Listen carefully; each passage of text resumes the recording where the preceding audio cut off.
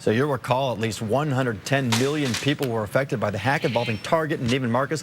Identity theft has become the fastest growing crime in the U.S. Every minute, 19 people become victims. Joining us now, Scott Merritt, author of Identity Theft, Do's and Don'ts. He's here to tell us how to protect yourself from identity theft. Good morning and thanks for being here. Thank you for having me. Now, you have an unbelievable story yourself about identity theft. Yeah, I've spent the last 6 or 7 years putting my life back together after mine occurred. A bank processing center was broken into. Wow. And how much did you lose? Oh, about $3.8 million when it was all said and done, that I had to go and prove that wasn't my debts and go into court and dispute them and fraud complaints. Unbelievable. And it was. So you fight back. You give them a book. Yeah. Take that. And Aaron, you were also part of that Target. Yeah, I didn't lose 3.8. I don't have that kind of money. I think I lost maybe $9.18. But I was part of that Target thing too, and it was Neither did I. Yeah.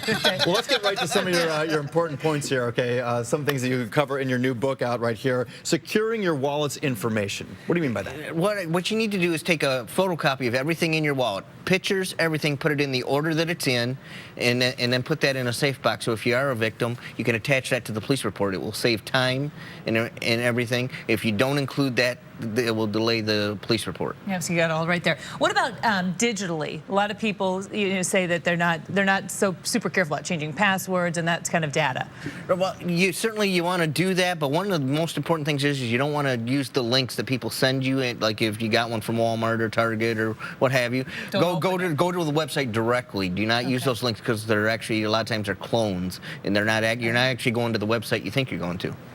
Okay, so make sure that if you're buying something from Target, that you are buying from Target's website and not from another site. Okay. And if you are going to use it, go online. The other thing you want to do is either use a national credit card. Do not use the debit card tied to your checking account, or a prepaid Visa debit card, one that you can buy at a local store. You know, Aaron mentioned passwords, and I have to say, like, I use like the same 2 passwords for pretty much everything.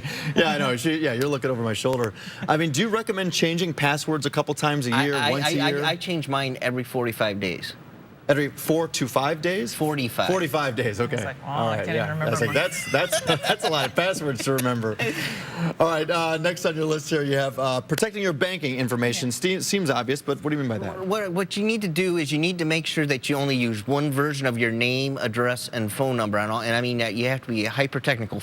For example, using the word road. If on one document you spell the word road out, and then when you put RD period, that creates an alias on your credit report. Not only does it lower your credit score, but it's a breeding ground for fraud. Same thing with your name. Using your middle initial versus spelling your middle name out. That once before, yeah. Really? So make sure that that's consistent across the board. Across the board, absolutely. On my website, ScottAMerritt.com, I actually have a quiz that actually walks you through all that free of charge and tells you how to do that. I never would have thought You're about that. speaking my language. All right. The last thing, don't carry around your Social Security card. So many people have it there in their wallet. Think that they need to have it. Yeah, absolutely. If you are going to go to the bank or something and get a loan, make a photocopy of your driver's license and your Social Security card and take those two. That way they don't have to leave the room with them. Yeah. Same thing with your credit card. A lot of times your bank wants a copy of your credit card to do a transaction. Make a photocopy of it before you go. That way they don't have to leave the room with your card.